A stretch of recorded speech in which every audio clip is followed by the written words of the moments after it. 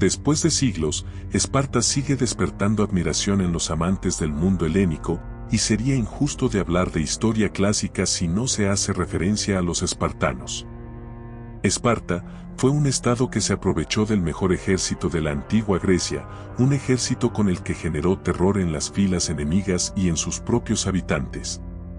En realidad, los ciudadanos espartanos centraban su vida en los anhelos de un estado, que los despojaba de identidad propia y que los orillaba a la realización de prácticas inhumanas. ¿Te imaginas a los bebés varones abandonados a su suerte porque nacieron con una discapacidad? ¿O por qué los niños fueran sacados de su hogar a los 7 años para estar acuartelados hasta los 30 años, o que los muchachos reciban latigazos a cambio de un reconocimiento y de un pedazo de queso? ¿O que los jóvenes de 20 años tengan que matar sin ningún motivo a un esclavo para hacerse más fuertes? Estos y otros horrores serán propiciados por el Estado espartano, cuyo único propósito era las guerras y apoderarse de nuevos territorios. Te invitamos a que te pongas cómodo para que observes con nosotros los 16 datos oscuros de los espartanos que de seguro no conocías. Antes de meternos a fondo, no olvides de suscribirte y de darle like para obtener más contenido histórico. Número 1. Abandonaba a los bebés varones, deformes o débiles. Cada bebé varón que nació en Esparta era llevado por su padre ante un consejo de inspectores. Allí examinaban al recién nacido para constatar su buen estado de salud, debido a que ese bebé en el futuro ayudaría a proteger a Esparta. Suena cruel, pero evidenciar malformación, discapacidad o debilidad era motivo suficiente para deshacerse del niño. El Estado no lo veía útil y solo quería soldados perfectamente sanos para seguir teniendo el ejército más valeroso de Grecia. Al principio se creyó que los recién nacidos que no pasaban la prueba eran arrojados al monte Taygeto. Pero después de que algunos investigadores revisaron ese lugar y no hallaron las osamentas de esos bebés, se desechó esa versión. Por lo que es más probable que los infantes fueran abandonados al pie del monte Taygeto o en alguna colina. Como fuera, el acto ha sido catalogado como atroz, porque lo más seguro era que cada bebé desafortunado muriera por la exposición. A no ser que fuese recogido por un hilota o un extranjero para criarlo como suyo.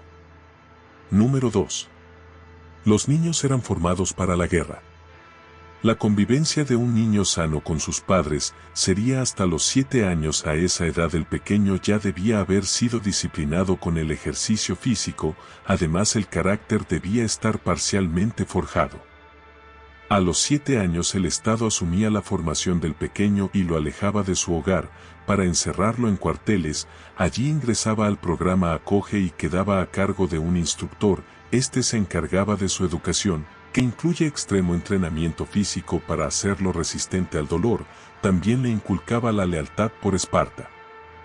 Todo de esto hizo de este entrenamiento cruel y escalofriante, pero el fin era el combate armado y los medios estaban justificados. Número 3. A los 12 años eran despojados de sus pertenencias. Cuando cumplían los 12 años despojaban a estos muchachos de todas sus posesiones, incluida la ropa. Solo les dejaban un manto rojo.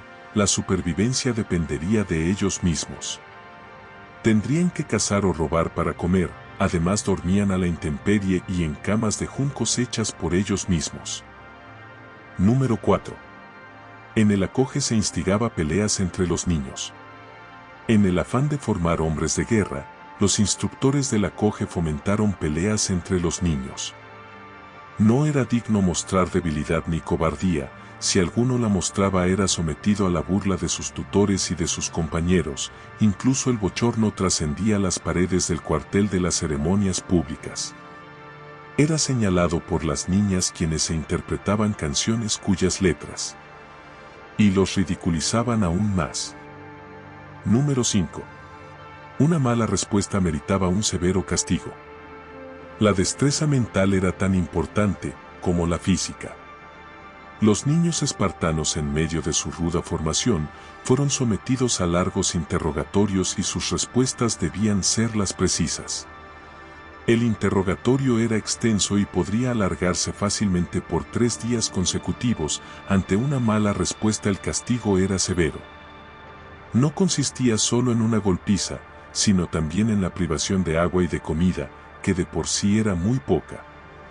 Un dato extra es que el interrogatorio era realizado por el instructor, pero este a su vez era supervisado por un militar de autoridad, que le imponía al instructor un castigo aún más severo si no era suficientemente estricto con la preparación de los niños. Número 6. La pederastía era legal. La mayoría de las fuentes afirma que las relaciones entre instructores de la COGE con los jóvenes que ya alcanzaban a los 12 años eran permitidas por el Estado. Además se asegura que la pederastía era bien vista en la sociedad griega en general. Un joven ganaba deshonra si durante su formación en el COGE no mantenía una relación más allá de lo académico con su instructor. Porque esta práctica suponía que el joven dejaban de ser un niño para convertirse en hombre. Se creía que esa relación fomentaba la confianza entre hombres de edades distintas, algo que consideraron importante en la vida militar para garantizar la lealtad. Así que practicar la pederastía era fundamental, que nada comprometía la habilidad. Sin embargo, este tipo de relación solo era permitida si se basaba en el amor o en la amistad, por lo que tenía más base moral que sexual. La sola relación carnal entre un mentor y un joven se percibía como una aberración, una deshonra que solo era equiparable con el incesto. No obstante, por último, no hay suficientes pruebas. Número 7. Los niños que robaban sigilosamente eran premiados. Robar era parte de su preparación militar. El detalle era que los niños debían ser muy sigilosos y rápidos para que los adultos de la COGE no lo atraparan. Si el niño lograba robar y la hazaña era divulgada, después de cometer un delito, se le premiaba por ser audaz. Si por lo contrario se le veía o atrapaba mientras cometía el robo, le esperaba un severo castigo, golpiza, privación de agua y comida, entre otros. Número 8. Practicaban un cruel ritual de iniciación. Tal y como si fuese sacado de un cuento de horror, los adolescentes tenían como prueba un ritual de iniciación, la tiamasicosis, con el que lograrían ser vistos como jóvenes fuertes y dignos ciudadanos espartanos. El ritual se realizaba en el santuario de Artemisa del altar. Colocaban quesos que los jóvenes hambrientos podrían alcanzar, solo si eran suficientemente resistentes, para dar pasos mientras recibían latigazos. La dolorosa escena era todo un espectáculo para los adultos, quienes no perdían detalle de cómo los escalones del santuario se cubrían con la sangre de los jóvenes, cuya única motivación real para avanzar era tomar un pedazo de queso y ganar el reconocimiento de toda Esparta. Pero muchos jóvenes murieron al tratar de resistir más cantidad de latigazos. Mientras que el Estado solo sentía alivio por librarse de los más débiles. Número 9. Los espartanos tenían que ser atléticos. Tanto las mujeres como los hombres tenían que ejercitar sus cuerpos y cuidar su alimentación. La buena forma era en Esparta un atributo muy valorado. Los hombres debían tener músculos y abdomen definidos y las mujeres una contextura esbelta. Los fuertes ejercicios y la poca comida que los hombres espartanos recibían durante su servicio militar garantizaban su buena condición física por su parte. Las mujeres practicaron deportes de velocidad y fuerza como la jabalina, la lucha, el lanzamiento de discos, el salto y las carreras.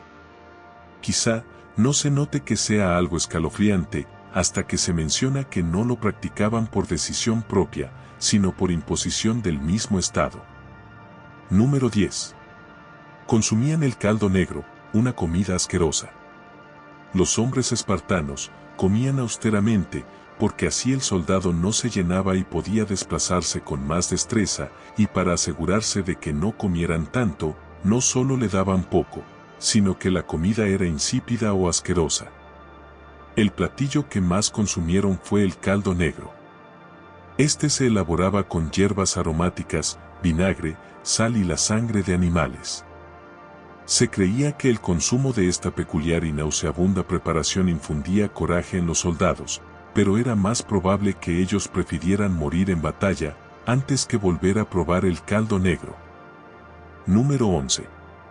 La obesidad era inaceptable y motivo de humillación. La sociedad espartana evitaba el sobrepeso, porque concebía como una falta imperdonable el ideal de un ciudadano espartano, era de estar en forma y ser fuerte. Por ello cada 10 días los hombres jóvenes serán desnudados y examinados en una inspección pública, así de corroboraba que no tuvieran sobrepeso, si alguno mostraba más grasas de la debida era golpeado, sometido al escarnio y obligado a bajar sobrepeso. Número 12. Sacrificaban animales antes de cada combate. Ser supersticioso era una de las cualidades de los espartanos. Por supuesto fue una característica que trascendió hasta el ejército. Antes de cada campaña fuera de Esparta se usaba el fuego para sacrificar animales, como las catalanes que eran cabras específicamente criadas para esta ceremonia. Había alguien encargado de portar ese fuego más allá de la frontera de Esparta. Esa persona evitaba que el fuego se extinguiera antes de que la batalla terminara. Número 13. Usaron gas como arma química.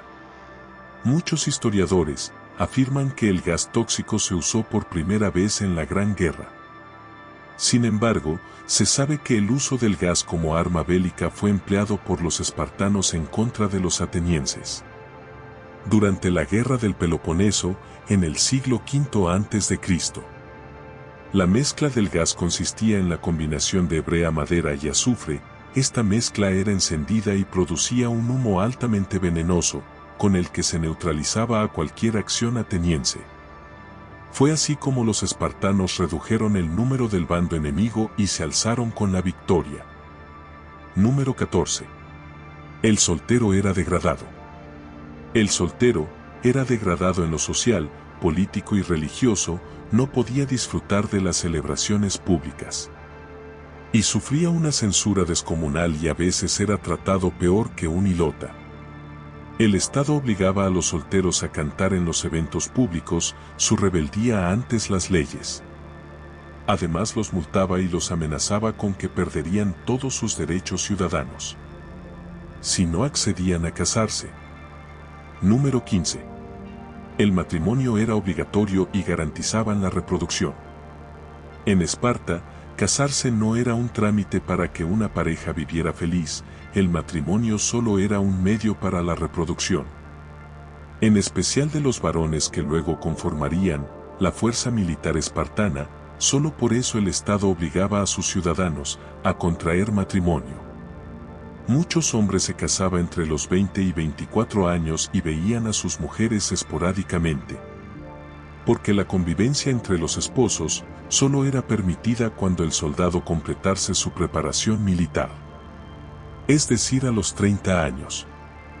Hasta esa edad podían permanecer solteros, las mujeres se casaban a partir de los 18 años, por lo que debían contraer matrimonio, aunque en el fondo no lo deseaba. Número 16. Era un orgullo morir en batalla. La corvadía no era una posibilidad en Esparta, la muerte heroica de un militar implicaba para su familia un motivo de orgullo. De los caídos en batallas, eran enterrados en las ciudades y no fuera de ellas como era la costumbre. La idea era que el espíritu y la gallardía de su familiar fuesen compartidos entre los honores que merecerían estos hombres. Contemplaban una lápida, algo que también merecían las mujeres que morían en las labores de parto. La espartana fue una sociedad bastante particular. Y estos 16 datos oscuros así lo demuestran.